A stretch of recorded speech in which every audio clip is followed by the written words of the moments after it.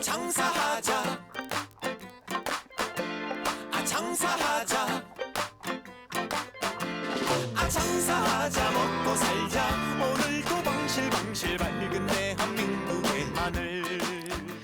웃음 가득 행복 가득 여기는 야암상가 시장입니다. 저는 보이는 라디오 DJ 우정호입니다. 아무것도 보이지 않는 어두움 속에서 지푸라기라도 잡고 싶습니다.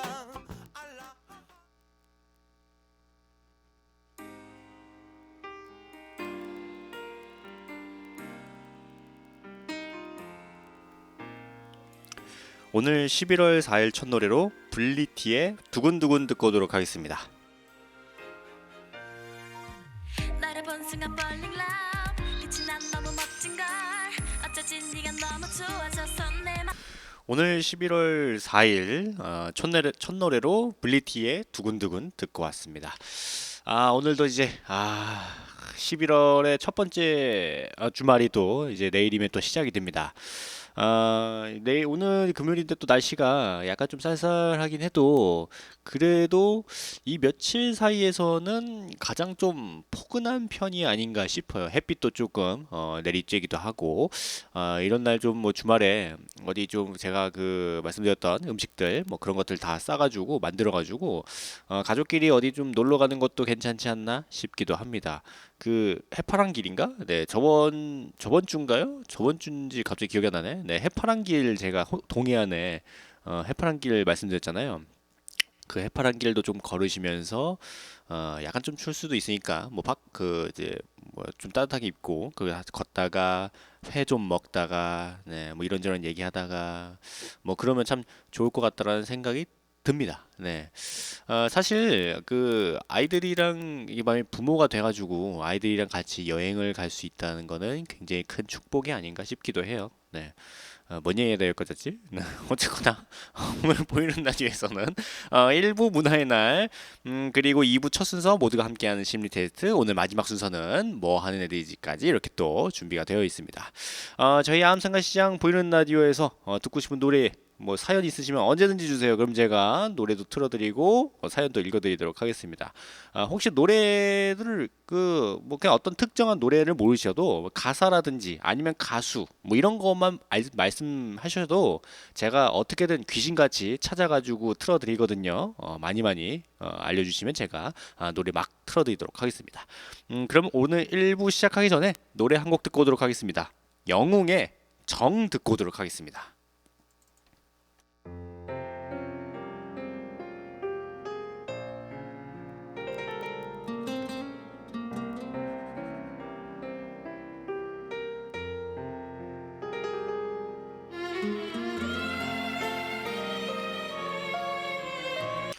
오늘 보이는 라디오 1부 시작하기 전에 영웅의 정 듣고 왔습니다.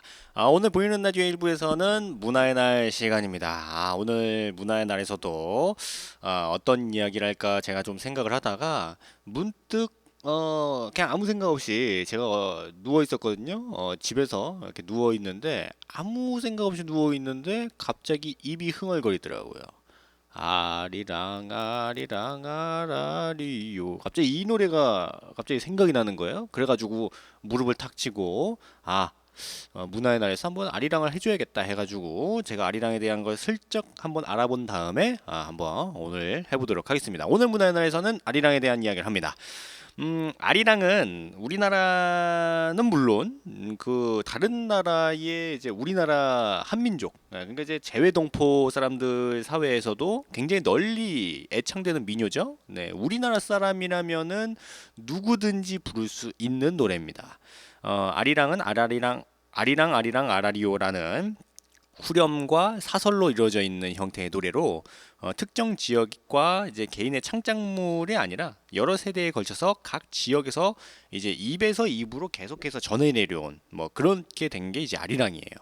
아리랑의 기원과 발생지를 명확하게 추적하기는 쉽지 않지만 아리랑은 태백산맥 주변 지역에서 불리기 시작해서 전국적으로 확산된 것으로 알려져 있어요. 네, 정확한 건 아니고 그냥 그 중에서도 이제 정선 그리고 전라남도 진도, 경상남도 밀양 등지에 있는 이제 아리랑이 약간 좀 특유의 아리랑어 좀 남아가지고 오늘날 또 계속해서 지어지고 있죠.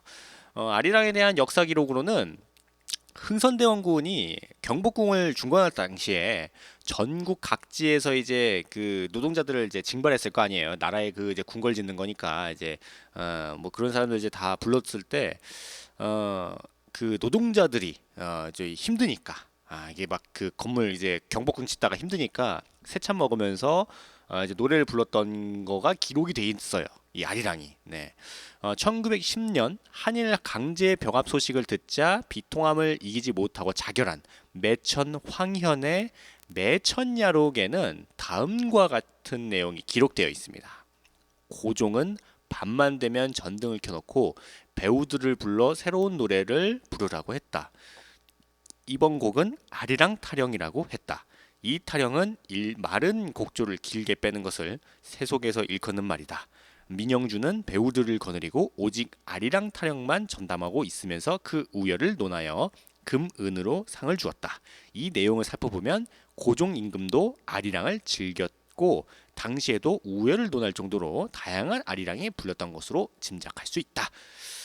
이 이야기를 이 기록을 보면은 고종 황제라고 해야 되나? 네, 하여튼 고종 아저씨께서 그 뭐 이렇게 힘들었을 텐데 뭐 이렇게 외세 침략으로 때문에 좀 많이 힘들었을 텐데 그때 이제 다른 그 노래 잘 부르는 사람들 좀 많이 불러가지고 아리랑을 좀 많이 불렀다고 해요. 그리고 이제 그 당시에 아리랑이 약간 지금으로 치면은 약간 트로트 같은 느낌이잖아요.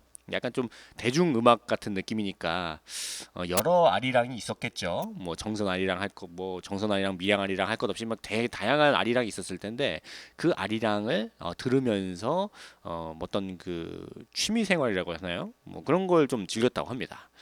그리고 1896년 미국인 선교사 헐버트는 코리아 리퍼시터리라는 잡지에 뭐 이게 코리아 보컬 뮤직이라는 이름으로 아리랑을 그 우리말이 아니라 영어로 가사로 써가지고 그 서양 음계로 그 이제 수록해 놨었어요.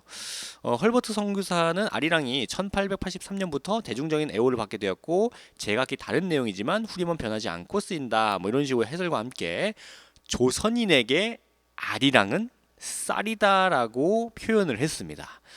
그리고 누구나 언제 어디서나 이 아리랑을 들을 수 있고 격정적으로 유행을 타지는 않지만 오래도록 불릴 노래라는 말도 덧붙였어요.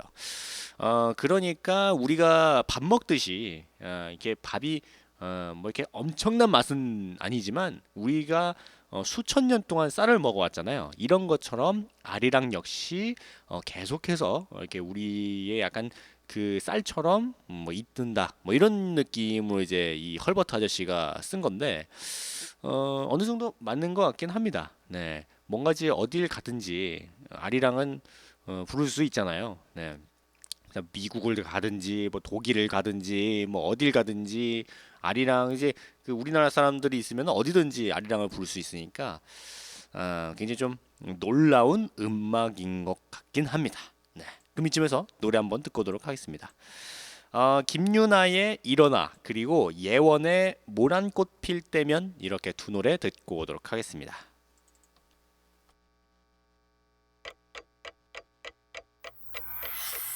일어나 다시 한 번 더 일어나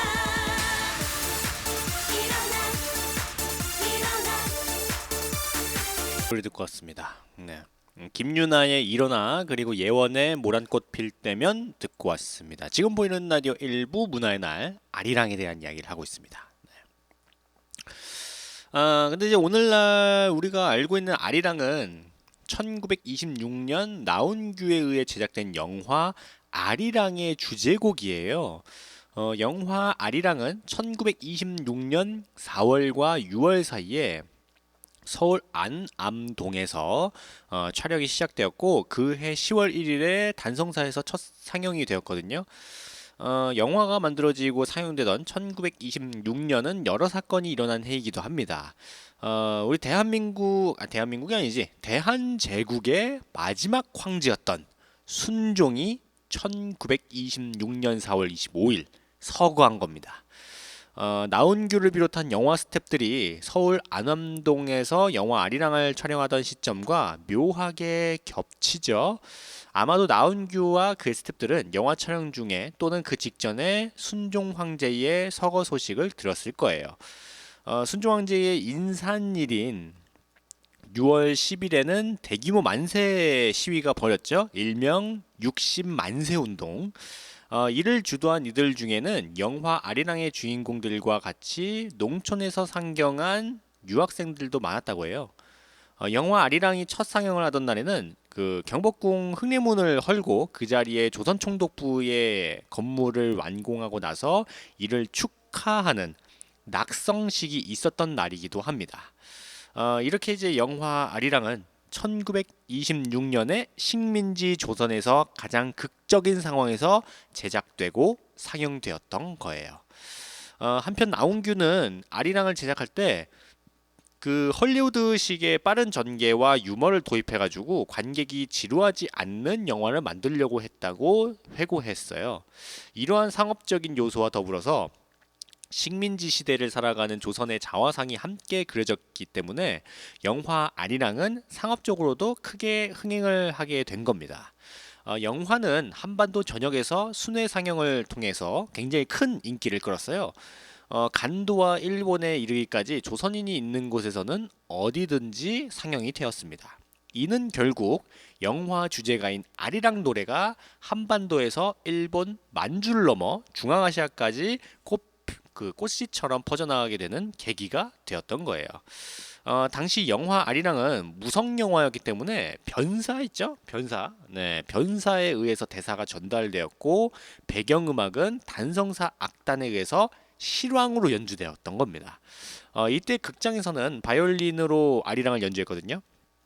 그 우리 한민족의 감성이 녹아있는 음악으로 상징되는 아리랑이 국악기가 아니라 이 서양의 바이올린으로 연주된 거는 뭐 우리나라 오늘날의 관점에서 보면은 굉장히 좀 흥미롭죠. 이 시기에 재정리된 아리랑이 이미 한국을 넘어서 세계인이 공감할 수 있는 선율로 재탄생한 것으로 이해할 수 있기 때문입니다. 1926년 영화 아리랑의 성공 이후에 노래 아리랑은 우리나라 사람들 정체성의 상징이 되었어요. 그 당시가 이제 우리가 이제 식민 통치를 받던 시절이잖아요. 그래가지고 어떤 사실 가장 그 뭔가 공감대를 형성할 수 있는 가장 쉬운 방법 중에 하나가 노래거든요. 그래서 이 아리랑이라는 노래를 통해서 그 식민지 체제 하에서의 어떤 그 고달픈 삶 속에서도 그 일본, 만주 등의 다른 나라 이제 타향살이의 서러움 속에서도 심지어 중앙아시아로 강제 이주를 당한 고려인들의 아픔까지도 어떻게 보면은 좀 달래면서 함께 한 것이 이 아리랑이라고 볼 수가 있습니다. 그래서 머나먼 땅으로 이주한 그 한국인 1세대들은 한국어는 잊어버려도 그 아리랑 선율은 기억해서 우리말은 할 줄 모르지만 이 아리랑이라는 노래를 들으면은 눈시울을 붉힌다고 해요. 네. 약간 좀 그럴 것 같긴 합니다. 사실 제가 뭐 다른 나라를 가본 적은 없지만 가끔 그 뭐 어디 여행이라든지 이런 거 가다가 왠지 모르게 기분 왜 그런지 모르겠어요. 뭐 이런 혼자서 여행 이렇게 가다가 아리랑이라든지 뭔가 뭔가 옛날 생각나는 그런 노래가 딱 나오면은 괜히 모르게 막 마음이 막 이상해져요. 네. 여러분들도 약간 이런 비슷한 거 분명히 경험해서 봤을 것이라고 생각되는데, 사실 지금 우리가 이제 여행을 하다가 이런 노래를 들어도 약간 좀 뭉클한데, 다른 나라에 살던 혹은 일제강점기 때 이제 식민 통치를 당했던 우리 국민들에게 이 아리랑은 정말 그 크나큰 존재가 아닐까 생각이 듭니다. 네. 이와 함께 아리랑은 한국인들을 다시 하나로 만드는 노래이기도 해요. 사실 2000년 시드니 올림픽 당시에 그 남북한이 공동 입장했었잖아요. 그때 그때 사용됐던 노래가 아리랑이었습니다. 기억하시는 분들도 계실 수 있는데 그리고 이제 2002년 그 월드컵 있죠? 한일 월드컵. 2002년 한일 월드컵 당시에도 조금은 빠르고 강한 리듬의 아리랑은 전 국민을 단합시키는 역할을 했었어요.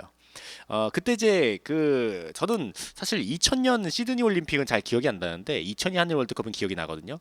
그때 이 아리랑이 막 퍼지면서 그때 이제 막 사람들이 막 환호 지르고 그러던 그 모습이 아직도 기억에 선선합니다.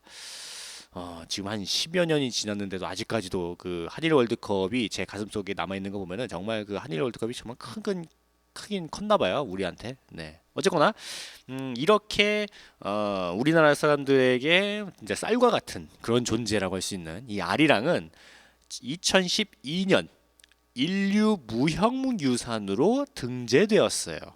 한민족의 문화유산을 넘어서 인류의 무형유산으로 인정받은 겁니다. 각 민족과 국가, 사회 공동체가 전승하고 있는 노래가 인류 무형유산으로 등재되는 경우는 많거든요.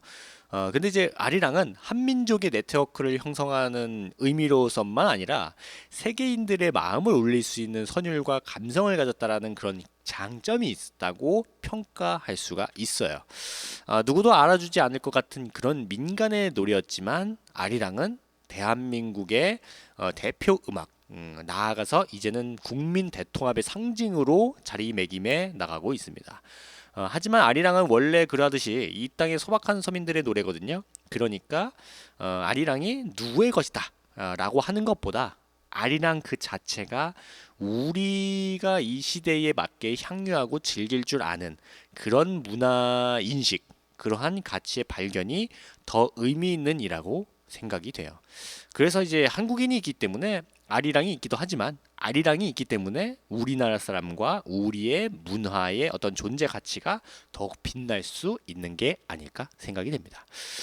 사실 요즘에 제가 가끔 말씀드리지만 요즘 특히나 좀 우리가 하나가 돼야 하는 그런 시기잖아요. 네, 이런 시기에 뭔가 그 이 아리랑이라는 노래를 통해서 다시 또 하나가 될 수 있다는 뭐 그런 게 있다면은 좋지 않을까 싶기도 해요. 네, 뭐 근데 모르겠네요. 네, 요즘 뭐 어떻게 또 되라는지 이게 또 하루하루마다 뉴스가 계속해서 이제 새로 올라오고 하니까 좀 네, 그렇긴 한데 이 얘기 하다 보면은 또 제가 또 말실수해가지고 잡혀갈 수도 있으니까 여기서 마무리 짓도록 하겠습니다. 네. 그러면은 아리랑 한번 더 듣고 오도록 하겠습니다. 아리랑이 윤도현 밴드가 부른 아리랑을 한번 듣고 오도록 하겠습니다. When this word is spoken, comes the courage that can't be broken. Stand by me for this unification. 네, 윤도현 밴드의 아리랑을 듣고 왔습니다.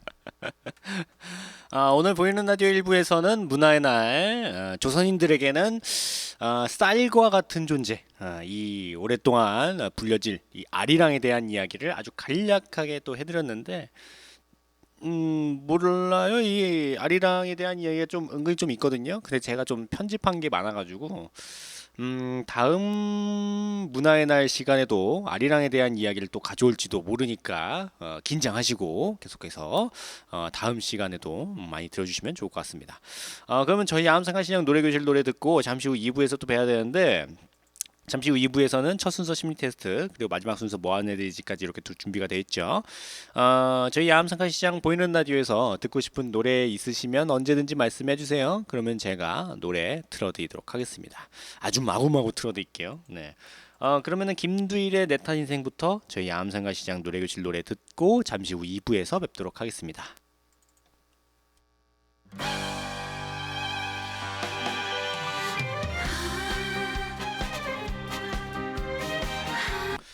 저희 함성가시장 노래교실 노래를 듣고 왔습니다. 김두일의 내 탓 인생, 윤수연의 꽃길, 이준영의 우리끼리, 홍진영의 사랑이 좋아, 이재현의 철수씨, 성태의 꽃이 필 거야, 김국환의 달래강, 윤신혜의 인생이란까지.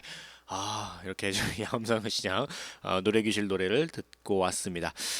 이번 시간은 2부 첫 순서, 모두가 함께하는 심리 테스트 시간인데 오늘도 재밌는 심리 테스트를 가져왔습니다. 제가 말씀드리는 거 듣고 잘 들으셨다가 이제 뭐 몇 가지 질문을 드릴 거예요. 아니 한 가지지? 네, 질문을 하나 드릴 건데 거기에 이제 답을 아주 간략하게 선택하시면 됩니다. 그 잘 들으셔야 돼요. 오늘도 네 한번 또 오랜만에 심리 테스트를 해보도록 하겠습니다. 한 2주 만에 하는 거죠? 네, 저번에 이제 저희 그 뭐야 한마음 축제 때문에 저희 방송을 금요일 날 저번에는 안 했으니까 네 어쨌거나 심리 테스트 시작해 보도록 하겠습니다. 오늘은 그 지금 여러분 눈앞에 8가지의 과일이 있다고 생각을 한번 해보시겠어요? 8가지의 과일이 그냥 눈앞에 있는데 여기서 가장 끌리는 과일 한 가지를 굳이 고른다면 어떤 걸 고르시겠습니까? 제 8가지 그 과일 말씀해 줄 테니까 한 가지만 고르시면 돼요. 첫 번째 파인애플, 두 번째 메론, 세 번째 귤, 네 번째 배, 그리고 다섯 번째 포도, 여섯 번째 사과, 일곱 번째 앵두, 마지막 여덟 번째는 바나나입니다. 여러분들이 이렇게 8가지 과일이 그냥 눈앞에 있는데 그냥 하나를 굳이 고른다면은 어떤 걸 고르시겠어요? 파인애플, 메론, 귤, 배, 포도, 사과, 앵두, 바나나 이렇게. 저 같은 경우에는 근데 이거 어렵다. 이거 다 맛있는 거잖아요. 다 맛있는 거라 가지고 어떤 걸 선택해야 될지 굉장히 그 어려운데 약간 그 겨울이고 하니까 저는 귤 고르겠습니다. 저는 네, 약간 귤 먹고 싶네요. 네, 여러분들도 고르셨는지 모르겠네요. 한번 보도록 하겠습니다. 오늘 어떤 심리 테스트인지. 오늘 심리 테스트는 과일로 보는 나의 내면 모습이라고 하네요. 보도록 하겠습니다. 일단 먼저 파인애플 선택하신 분들, 이 파인애플 선택하신 분들은 늘 가슴속에 무언가가 불타오르고 있는 분들이라고 해요. 약간 꿈이 있는 뭔가 큰 모험가 같은 분들이랄까? 네. 무슨 일이든지 스릴 있고 변화가 필요한 일을 좋아해가지고 뭔가 그 틀에 박힌 걸 별로 안 좋아한다고 합니다. 어딘가에 구속돼가지고 권태로움을 느끼는 것 자체를 좀 싫어한다고 해요. 그냥 뭐든지 뭘 하려고 하시는 분들이 많습니다. 그리고 무엇이든지 열심히 최선을 다하는 타입이라고 하네요.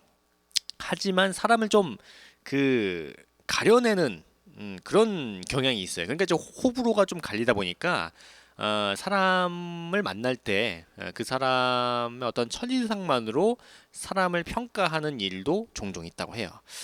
이런 분들의 가장 큰 장점은 목표를 삼는 일이 어려움에 부치더라도 이제 포기하지 않고 과감하게 좀 밀어붙인다는 점이 있는데 너무 호불호가 갈리게 되면은 자칫하면 이제 어떤 중요한 걸 놓칠 수도 있으니까 조금은 신중하는 것도 좋지 않을까 싶습니다. 그리고 두 번째 메론을 선택하신 분들, 이 메론을 선택하신 분들은 겉으로는 상당히 좀 조심스럽고 다소곳하지만 마음속에는 언제나 큰 이상과 목표를 품고 있는 사람이라고 해요. 남이 하자는 대로 하는 거를 별로 싫어하고 나름대로의 신념을 가지고 살고자 합니다. 이런 점들 때문에 다소 완고하다는 말을 들을 때도 있고 또한 금전적인 욕구가 누구보다도 강한 경우가 있어요. 그래서 돈을 최대한 많이 모으려는 그런 마음도 크고 그만큼 재테크라든지 이런 경제관념에 대해서는 소질이 있어요. 이런 분들이. 보통은 네. 이런 특징을 가진 분들은 누구에게 지는 것도 굉장히 좀 싫어하고 어떤 그 모든 분야에서도 좀 최고가 되기를 동경하는 어떻게 보면 야무진 노력파라고 해야 될까요? 네, 그런 분들이 많습니다. 메론 선택하신 분들은 네, 약간 우리 누나는 이 메론파인 것 같은데. 네, 어쨌거나 네, 넘어가서 저도 선택한 귤. 이 귤을 선택하신 분들은 대체로 좀 온화한 성격을 가진 분들이래요. 내가 좀 온화하지. 네. 누구와도 원만한 인간관계를 유지할 수 있는 능력을 가졌다고 합니다. 다소 마음에 안 드는 일이 생겨도 항상 얼굴에 미소가 떠나지 않아서 주변 사람들이 오히려 미안해하는 경우가 있다고 합니다. 매우 가정적인 분들이 많아가지고 만약에 결혼을 했다든지 아니면 뭐 어떤 그 이제 연인이 있다고 하면은 그 집안일이나 그 연인에게 좀 굉장히 좀 충실한 편이라고 합니다. 그리고 그것을 굉장히 또 즐기는 타입이라고 해요. 가족과 함께 야외에 나가거나 외식하는 걸 좋아하고 친한 친구와 함께 뭐 식사하면서 수다하는 것도 좋아하고 근데 이제 이런 분들이 긍정적인 심성을 좀 이용하려는 분들이 많아요. 그러니까 이제 이런 분들이 되게 온화한 성격이고 그렇게 되게 성격 좋은 분들 많은데 이런 그 귤 선택하신 분들을 이용하려고 이제 주변에 좀 안 좋은 마음을 먹고 오시는 분들도 간혹 있다고 합니다. 남에게 결코 미움을 받지 않으려고 하는 성격 때문에 손해를 보는 경우도 종종 있다고 하니까 조심하시길 바라겠다고 제가 말씀드리고 싶네요. 네. 약간 오늘 저랑 좀 비슷한데요. 네, 약간 제가 또 굉장히 좀 가정적인 성격이고 좀 되게 온화한 그런 인간관계에도 되게 좀 괜찮은. 네, 오늘 괜찮은데 오늘 심테스트 괜찮다. 네, 넘어가서 그 배를 선택하신 분들, 배를 선택하신 분들은 욕구를 조절할 수 있는 능력을 갖춘 사람이라고 합니다. 이런 분들은 이제 화려한 삶보다는 착실한 인생을 살고자 노력하는 신중하고 좀 진지한 성격의 소유자라고 해요. 상대방의 의견을 좀 최대한 존중하는 편이고 좀 그 자신의 어떤 주장 같은 것들을 지나치게 내세우지 않는다고 해요. 가끔 이걸 선택하신 분들이 이제 계획하지 않았던 성급한 행동에 대해서 좀 깊이 반성하기도 하고 때론 죄책감에 시달리기도 하는데 이거는 그 어떤 발전을 하려는 그런 원동력이 되기도 합니다. 다소 소극적이라는 그런 성격이라는 말을 듣곤 해요. 근데 너무 신경 쓰지 않아도 됩니다. 가끔 이런 분들에게 이제 주어진 모처럼의 큰 기회를 놓치는 일이 있을 수도 있으니까 그 뭐 이렇게 이런 분들은 뭐 좀 신중하게 잘 하실 거라고 믿습니다. 그 다음에 포도를 선택하신 분들을 이 포도 선택하신 분들은 외로움을 좀 많이 탑니다. 네, 이런 분들 약간 좀 그 어떤 그 무리 안에서 어떤 뭐 동호회라든지 아니면 뭐 친구들 사이 뭐 어떤 뭐 가족 사이에서도 또 뭔가 튀는 걸 좀 싫어하는 사람이에요. 어떤 자신만의 테두리를 만들어 놓고 그 밖으로 나가는 것을 꺼리는 분들이 많습니다. 반면에 어떤 미적 감각이라든지 공상력은 누구보다도 풍부하고 이것을 바탕으로 자신의 독특한 개성을 발달시키려는 타입이라고 해요. 남들이 가까이 좀 하기 어려울 만큼 좀 차가운 면을 가지고 있다는 이야기를 종종 듣고는 하지만 마음속 깊은 곳에는 따뜻한 면이 잠재되어 있는 그런 분들이니까 너무 좀 겉모습이 조금 너무 뭔가 차가워 보일 수는 있긴 해도 그냥 그 따뜻한 분이니까 이런 분들한테 많이 좀 가시면 좋을 것 같아요. 네. 그래서 이런 분들과 관계를 맺어나가는 데는 꽤 오랜 시간이 걸리지만 일단 친하게 되면은 굉장히 좀 모든 걸 털어놓고 이야기할 수 있을 정도로 가깝게 지내는 그런 타입이 될 수 있다고 합니다. 네. 이런 분들을 제가 알고 있는데 방송 볼 수 있으니까 조용히 하겠습니다. 네. 그리고 다음 사과 선택하신 분들 이런 분들은 이제 모든 일을 정확하게 신속하게 처리해야지 직성이 풀리는 그런 분들이에요. 절대로 무리해서 일을 흐지부지 끝내는 사람들은 아닌데 건강에 대해서 관심이 깊어가지고 어떤 과제를 줬을 때 밤을 새워서 하기보다는 잠깐씩 이제 휴식을 취하면서 어떤 그 뭐라고 해야 돼 집중력을 극대화시키는 스타일이라고 해야 되나? 약간 그런 느낌입니다. 네. 그리고 이런 분들은 좀 나이가 많거나 경력이 많은 사람에게 존경심이 높아가지고 좀 예의 바른 사람이라는 얘기를 많이 듣는 편이에요. 네. 근데 그만큼 예의라든지 뭐 매너 이런 것들에 조금 민감해가지고 좀 어긋나는 사람을 싫어합니다. 네. 그러니까 이제 왜 저 사람은 예의가 없지 이렇게 해가지고 굉장히 좀 한 번 안 좋아하면은 계속해서 안 좋아하는 뭐 그런 분들이라고 해요. 네. 그래서 조금 세심하기도 하지만 고지식하기도 한 그런 분들이 이 사과를 선택하신 분들이라고 합니다.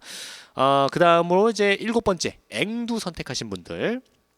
이 앵두 선택하신 분들은 미적인 감각이 남들보다 뛰어난 분들이에요. 이런 분들은 보통 이제 주위에 보면은 패션 감각이 좀 뛰어난 분들, 이런 분들이 이제 앵두 선택하신 분들이 많습니다. 네, 좀 개성적인 그런 패션 스타일을 추구하고 제대로 어떤 느낌 있죠? 네, 그 느낌적인 느낌, 그 느낌적인 느낌을 살릴 줄 아는 그런 분들이에요. 반면에 평소에 생각이 많지만 그것을 막상 행동으로 옮기는 단계에서는 약간 좀 그 어떤 추진력이랄까요? 그런 것들이 조금은 부족하거나 아니면 사람들 앞에서 약간 좀 쓸데없이 어떤 자기를 좀 과시하려는 네, 약간 그 허세라고 해야 되나요? 약간 그런 것들도 조금 있는 그런 분들이에요. 본성을 이제 수줍음을 많이 타는 성격이기도 하는데 자신의 진심을 상대방에게 충분히 전달하지 못할 때 오해를 받기도 합니다. 약간 좀 과시하려는 그런 것들 때문에 어쨌거나 좀 어떤 일을 하든지 스마트하게 좀 해결하려는 분들 이런 분들이 이 앵두를 선택하신 분들이라고 해요. 네. 그리고 오늘 마지막 8번째 바나나 선택하신 분들은 그 정신적으로나 육체적으로 왕성한 활동력을 보이는 그런 분들이라고 합니다. 굉장히 좀 활발한 성격이랄까? 때로는 자신을 제어하지 못할 정도로 이제 제멋대로 행동하다가 남에게 좀 폐를 끼치는 경우도 있긴 한데 모든 면에서 좀 개방적인 사고방식을 가지고 있기 때문에 누구와도 금세 친해질 수도 있는 그런 뛰어난 사교성을 가지고 있습니다. 여성 같은 경우에는 좀 남자 같은 성격을 가졌다는 이야기를 듣는 경우도 있어요. 이런 분들은 네. 그만큼 좀 털털한 성격이라는 거죠. 네. 가정보다는 상대적으로 네, 가정을 소홀히 한다는 그런 얘기는 아니고 가정보다는 좀 바깥의 일을 조금 더 관심을 가지는 네, 그런 분들이 많다고 합니다. 그래서 좀 직업을 선택할 때도 가만히 앉아가지고 이제 뭐 하는 것보다 직접 발을 뛴다든지 아니 어떤 활동하는 거, 네 그런 일을 좀 많이 하는 그런 편이라고 하네요. 갑자기 가슴이 간지럽네요. 왜 이렇게 간지럽지? 네 어쨌거나 네 오늘 심리 테스트에서는 과일로 보는 나의 그 어떤 내면 모습에 대해서 이야기 드렸는데 여러분들은 오늘 좀 잘 맞아떨어진지 모르겠네요. 저는 오늘 좀 많이 맞아떨어졌던 것 같습니다. 네. 오늘 좀 괜찮았던 것 같아요. 네, 심 테스트가 네. 약간 좀 제가 다시 한번 말씀드리면 굉장히 온화하고 좀 부드러운 그런 그런 굉장히 좀 스위트한 그런 남자이기 때문에 괜찮네. 요거를 제 여자친구가 들어야 되는데 굉장히 좀 부드러운 이런 거 좀 네. 참 약간 이거 영상 여자친구 보내줘야겠는데 네. 그럼 노래 한 곡 듣고 오늘 보이는 라디오 마지막 순서 뭐하는 애들이지 시간을 또 시작해 보도록 하겠습니다. 잠시 후 이제 2부 마지막 순서 뭐하는 애들이지에서는 저번 시간 같은 경우에는 R&B의 거장이라고 할 수 있는 거장이라고 해야 되나? 우리나라 R&B 거장이라고 할 수 있는 이제 브라운 아이즈에 대한 이야기를 해드렸는데 오늘은 우리나라와 일본에서 이제 번갈아 가면서 활동하는 여성 싱어송라이터에 대한 이야기를 해드리려고 하는데 굉장히 좀 노래 잘하시는 분들도 제가 조사해 왔거든요. 이따가도 잘 들으시면 좋을 것 같습니다. 그러면 헬로비너스의 런어웨이 로웬이네. 런어웨이 그리고 메리굿의 안 믿을래 이렇게 두 노래 듣고 계속해서 2부 마지막 순서 뭐하는 애들이 시간을 시작하도록 하겠습니다.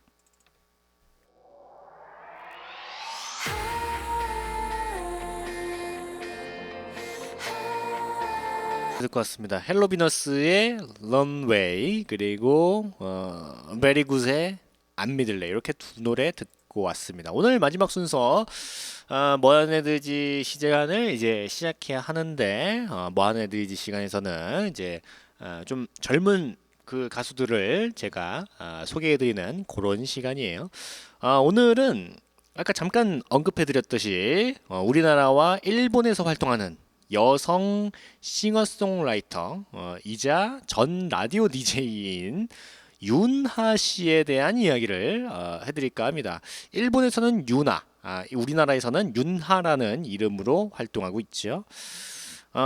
작곡가 김영석 씨는 윤하를 이렇게 표현을 합니다. 노래를 하는 여자 가수 지망생들에게 꼭 하나 해주고 싶은 얘기는 윤하를 공부해라. 발성, 호흡, 음정, 안정감이 모든 것들이 최고인 보컬이다라고 평가할 정도로 유나를 굉장히 좀 높게 평가하고 있어요. 네. 사실 유나는 우리나라가 아니라 일본에서 데뷔를 했습니다. 유나는 14살이던 2001년부터 오디션을 보러 다녔지만 줄줄이 쭉쭉 계속 떨어졌거든요. 그러다가 결국에는 스탐 엔터테인먼트에 합격해가지고 이때 그 데모 테이프가 일본의 레인보우 엔터테인먼트로 넘어가가지고 2004년에 일본에서 데뷔하게 돼요. 데뷔곡은 유비키리, 그러니까 이제 우리말로 약속이라는 그런 노래로 이제 데뷔하게 되는데 일본에서 유나를 좀 많이 밀어줬어요. 네, 유나의 일본 활동 당시에 레이블은 에픽 레코드라고 소니 뮤직 산하의 레이블이었는데 일본에서는 좀 규모가 꽤 큰 음반사였거든요.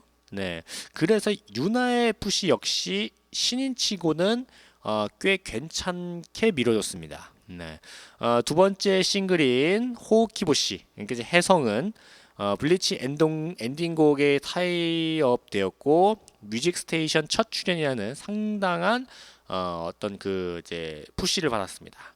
이 노래로 그 블리치라는 만화의 팬들에게도 좀 주목받게 됐는데 사실 우리나라뿐만 아니라 일본 사람들이 만화 되게 좋아하잖아요. 그래가지고 이 만화의 엔딩곡으로 이 유나의 노래가 이제 사용되면서 좀 많은 팬들이 그때 좀 생겼다고 해요. 그리고 일본 오리콘 차트 15위로 진입하면서 신인으로서는 굉장히 좀 나쁘지 않은 그런 시작이었다고 합니다.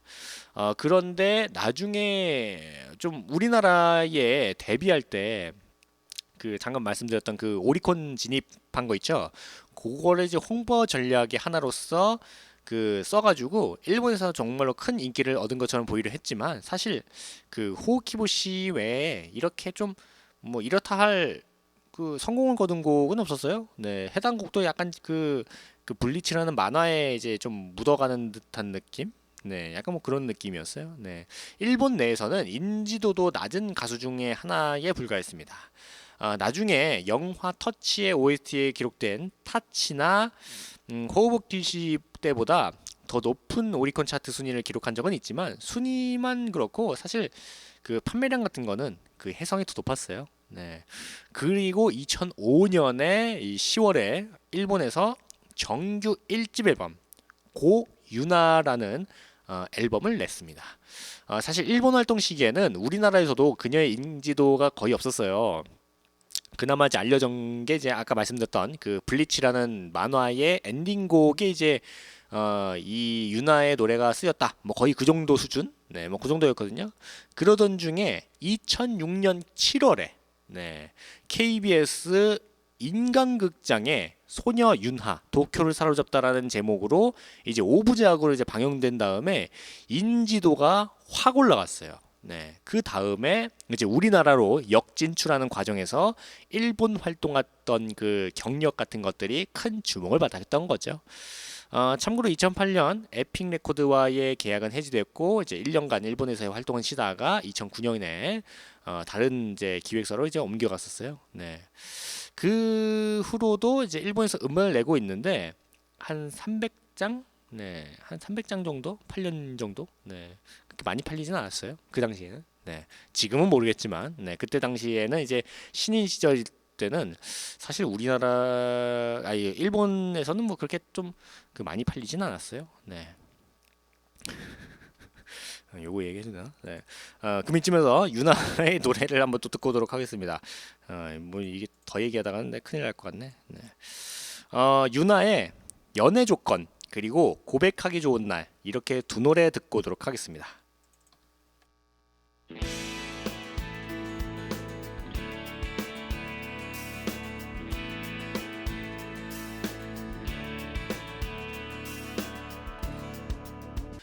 노래 듣고 왔습니다. 유나의 연애 조건 그리고 고백하기 좋은 날 이렇게 두 노래 듣고 왔습니다. 지금 보이는 라디오 2부 마지막 순서 뭐하는 에디 시간 유나에 대한 이야기를 해드리고 있습니다. 네.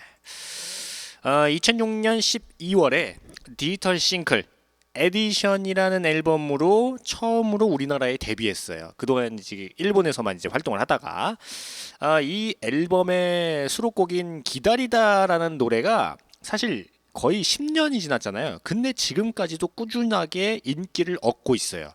사실 이 그 데뷔 앨범이 에디션이잖아요. 근데 이 에디션의 타이틀곡이 에디션이거든요. 근데 이제 에디션은 거의 뭐 약간 존재감이 없고 그 그냥 구석에 있었던 이 기다리다라는 노래가 약간 진정한 타이틀곡이 아닌가, 사실상의 타이틀곡이 아닌가 싶기도 합니다.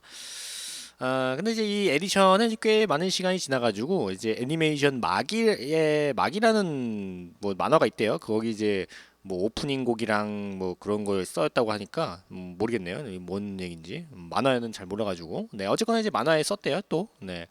근데 이게 그 나중에 DVD를 첨부한 1만 장 한정판이 만들어졌었거든요. 이 앨범이. 근데 이 한정판이 그 15,000장이 팔렸대요. 네. 만 장이 한정판인데 15,000장이 팔렸다는 건 뭔 소리일까요? 네. 5,000장은 약간 추가로 찍어냈는지 모르겠지만 어쨌거나 그 뭐 한정판이 뭐 매진된 거죠. 네. 그리고 이제 그 다음해인 2007년에 국내 첫 정규 앨범인 고백하기 좋은 날이라는 앨범으로 또 다시 컴백을 했는데 이 앨범은 그동안 일본에서 하던 음악들과는 사뭇 다른 분위기여가지고 기존의 유나의 팬들이었던 분들은 약간 좀 걱정 아닌 걱정도 있었지만 열악한 음반 시장 상황에서도 큰 성과를 거뒀어요. 이때 이제 타이틀곡이 비밀번호 486이라는 노래거든요. 이 노래가 엄청난 또 인기를 끌어가지고 지금까지도 유나의 대표곡으로 이 비밀번호 486이 아직까지도 사랑받고 있습니다. 그리고 이 앨범으로 한국 대중음악상 신인상을 받기도 했어요. 그리고 이제 그 해에 2007년 그에 그 한국 외국어대학교 일본어과에 입학했어요. 네, 사실 그 유나 누나가 저보다 한 살 많거든요. 네. 누나예요, 저보다. 네. 2008년 초기에 일본에서 활동하기 때문에 거의 뭐 출석하지는 못했다고 했는데 2009년 신입생 환영회 당시에 축하 공연도 했었던 걸로 봐서 나름대로 뭐 학교 생활도 뭐 은근히 좀 했던 걸로 알고 있어요. 네. 뭐 사실 뭐 제가 이건 뭐 잘 모르겠어 이건 패스하도록 하겠습니다. 네. 어쨌거나 2007년 10월에는 2005년에 일본에서 이제 내놨었던 정규 1집 고윤하의 수록곡 일부와 싱글 일부를 번안한 1.5집 혜성이라는 노래를 냈어요. 이 앨범은 발매 3일 전부터 전곡 음원이 유출되는 유나의 최초 앨범입니다. 네, 되게 좀 안타까운 게 이게 앨범이 나오기 전에 음원이 다 그냥 알려져 버린 거예요. 네, 뭐 거기서 일부러 이게 뭐 이렇게 뿌린 건지 아니면 이제 안 좋은 사람이 그걸 해킹해가지고 이제 한 건지는 모르겠지만 어쨌거나 그렇게 좀 음원이 나왔는데 약간 그 팬들은 좀 이 앨범이 그렇게 좀 좋지 않다라고 이야기를 합니다. 일본 정규 1집과 비교하면은 약간 좀 질이 좀 상당히 좀 떨어지고 아예 그냥 다른 언어로 좀 개사를 하다 보니까 어떤 그 일본어에서 주는 그런 느낌이랑 우리나라 말에서 주는 그런 느낌이랑 좀 괴리감이 있거든요. 그것 때문에 기존 팬들이 좀 평가가 좀 안 좋았던 것 같아요. 네, 약간 그런 걸 수도 있죠. 네, 약간 일본어랑 우리나라 말이랑 좀 다르니까. 네, 근데 이제 결코 좋지 않은 음반은 아니었어요. 뭐 특히 이제 추억은 아름다운 기억이라는 노래가 이제 원곡은 일본어거든요.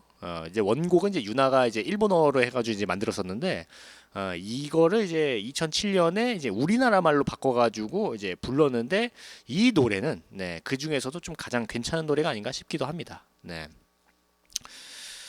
이 노래가 뭐 나쁘지 않더라고요. 네, 그럼 아까 이따가 뭐 이 노래 제가 또 틀어드리도록 하겠습니다. 네, 이 노래가 나쁘지 않더라고. 네. 2007년에는 토이의 6집 땡큐라는 노래에 오늘 서울은 하루 종일 맑음이라는 노래의 보컬 맡았어요. 이 토이가 아시는 분들도 아시겠지만 토이는 노래를 안 부릅니다. 그 노래를 만들어 놓고 다른 가수들을 초청해서 자신의 노래를 부르게 하거든요. 네, 그런 뭐야 가수인데 유희열이에요. 네, 토이가 네 사실 아시는 분 아시겠지만 토이가 유희열입니다. 네, 어쨌든 이 유희열이 노래는 안 부르고 이제 노래 만들어가지고 이제 다른 사람이 부르게 하는 건데 어쨌거나 거기에서 이제 유나가 이 노래를 불렀어요.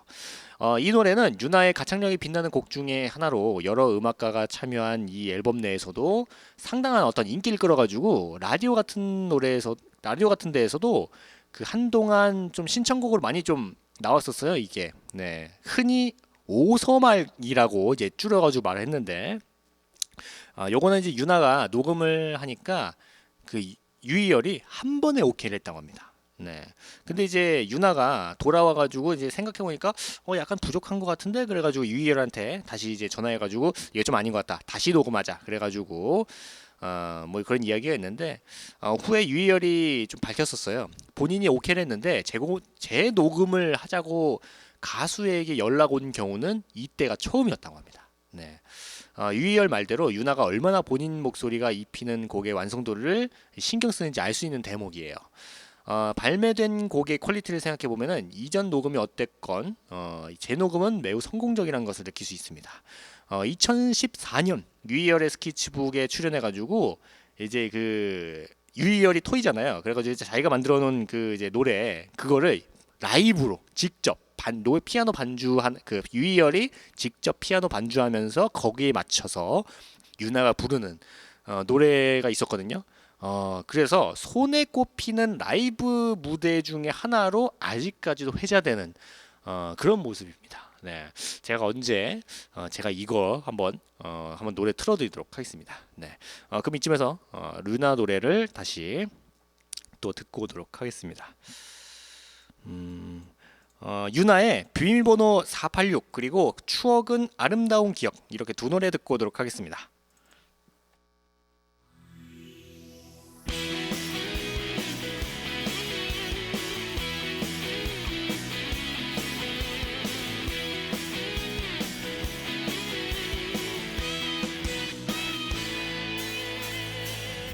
노래 듣고 왔습니다. 윤하의 그 비밀번호 486 그리고 추억은 아름다운 기억 이렇게 두 노래 듣고 왔습니다. 노래가 괜찮네. 네.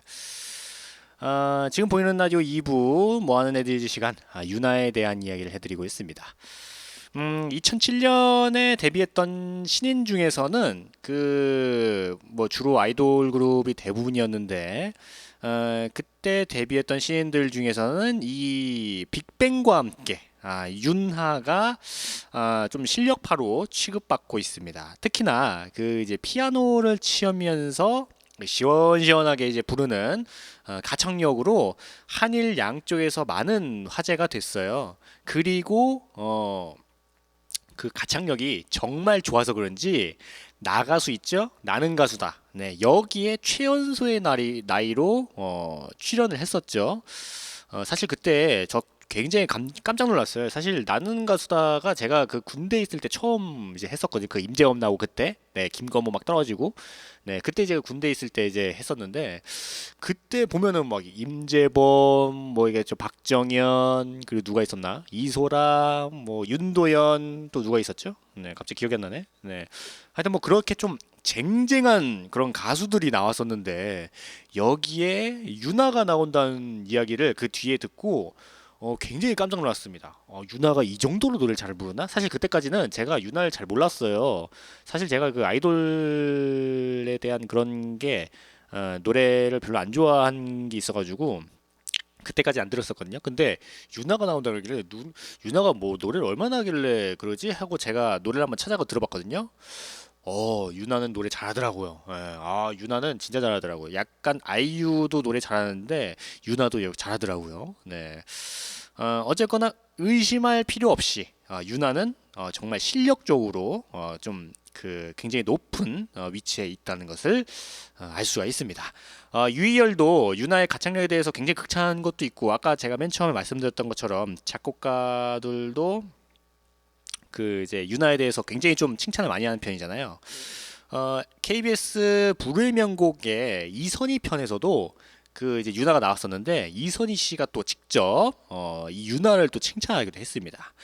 다만 시간이 지날수록 그 뭔가 그 시원시원하게 그 쫙 뽑는 그 뭐야 저 노래보다는 약간 좀 기교를 좀 그 더 중시하는 쪽으로 좀 변하는 것 같아가지고 약간 좀 그 목소리가 좀 그 뭐지 저번에 그 목이 좀 안 좋았었다고 했는데 아마 그것 때문에 뭔가 이제 시원시원하고 되게 맑은 목소리 아까 들었던 그 추억은 아름다운 기억처럼 이렇게 쫙 되게 맑게 올라가는 그런 게 요즘에는 좀 안 보여가지고 그런 의미에서 돌아보면은 약간 좀 어떻게 보면 변성기가 온 그런 가수가 아닌가 싶기도 하고 네 어쨌거나 좀 아직 안타깝긴 합니다. 네 그래도 아직까지도 노래를 잘 부르는 가수예요. 네 그럼에도 불구하고 그리고 이제 유나가 처음에 그 데뷔했을 때 그 당시에 저거 뭐 SG 워너비 뭐 이런 가수들이 소몰이 창법이라고 해가지고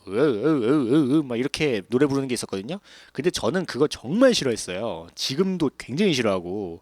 근데 이제 그 노래가 굉장히 좀 그때 이제 나왔을 때 유나가 그때 이제 데뷔했었거든요. 사실 그때 제가 그 소몰이 창작 그런 노래를 되게 싫어해가지고 노래 자체를 잘 안 들었었는데 그 노래 말고 다른 노래 많이 들었었는데 그래가지고 제가 유나를 못 봤었어요 그때. 네. 근데 이제 요즘에 다시 그 유나 노래를 한번 들어보면은 굉장히 좀 잘 부르는 노래 가수다라고 다시 한번 말씀드릴 수가 있습니다. 네. 이렇게 제가 오늘 보이는 라디오 1부에서는 문화의 날 그 아리랑 얘기 드리고 그리고 2부 첫 순서 심리 테스트 그리고 오늘 마지막 순서 뭐하는 애들이지 시간에서는 이제 여성 싱어송라이터 유나에 대한 그 이야기를 해드렸는데 그 오늘 또 주말이 내일이잖아요. 네 내일부터 또 주말인데 또 조심해서 많이 노셔야 될 것 같아요. 사실 주말에 편히 좀 쉬는 게 좋잖아요. 네. 그리고 잠깐 또 안내 말씀드리면은 저희 그 야암상가 시장에서 다음 주 월요일 그러니까 11월 7일 다음 주 월요일부터 저녁 8시부터 저희 시장 그 사물놀이 장구 수업이 있어요. 네. 이제 매주 월요일 8시부터 8시에는 이제 저희 사물놀이 장구를 하거든요. 네. 혹시 요거에 관심 있으신 분들은 저희 야암상가 시장 상인회에 좀 전화하셔가지고 뭐 이거 뭐 궁금하다 아니면 이제 나 이거 하고 싶다 뭐 이런 식으로 얘기해 주시면은 되겠습니다. 네. 이거 듣는 분들 많은 참여 부탁드리겠습니다. 요거 사물놀이 되게 재밌을 것 같아요. 네. 사실 제가 저번에 잠깐 얘기해 드렸었는데 제가 중학교 때 사실 사물놀이 했었어요. 네. 안 믿기죠? 네. 약간 믿겨도 약간 좀 그런데 그때 당시에 제가 중학교 때 사물놀이 부였거든요 제가. 근데 그때 이제 처음 들어가면은 다 하나씩 해보게 해요. 장구 그리고 이제 저 꽹과리 그리고 징, 북 이거 다 해보게 하는데 저는 개인적으로 이 꽹과리는 너무 시끄럽고 징은 너무 아무것도 안 한 것 같아가지고 좀 그렇고 장구는 계속 왔다 갔다 해가지고 이제 번잡스러워가지고 저는 북 했거든요. 네, 저는 북을 쳤습니다. 뒷북 치는 소년이었는데 갑자기 이 사물놀이 하니까 그때 옛날 생각이 나면서 네, 약간 좀 그러네요. 네, 그때 손에 물집 되게 많이 잡혔었는데 막 피 흘리고 네. 어쨌거나 그 여기서는 손에 피 흘릴 정도로 그렇게 치게 하진 않으니까 저희 야암상가 시장 사물놀이 장구 많이 좀 참여해 주시면 감사하겠습니다. 그러면 오늘 마지막 끝곡으로 유나의 기다리다. 이거 명곡이에요. 네, 제가 이거 유나 노래 중에서는 가장 좋아하는 노래 중에 하나입니다. 네, 어쨌거나 이 유나의 기다리다 들으면서 저는 또 오늘 슬쩍 물러나도록 하겠습니다. 저는 야암상가 시장 보이는 라디오 DJ 우정호였고요. 즐거운 주말 되시고 건강 조심하시고 감기 조심하시고 저는 다음 주 월요일에 다시 찾아뵙도록 하겠습니다. 감사합니다. 어쩌다 그댈 사랑하게 된 거죠. 어떻게 이렇게 아플 수 있죠. 한 번 누구도 이처럼 원한 적 없죠. 그립다고 1000번쯤 말해보면 닿을까요. 울어보고 뗐으면 그댄 내 맘 알까요. 그 이름 한 번쯤이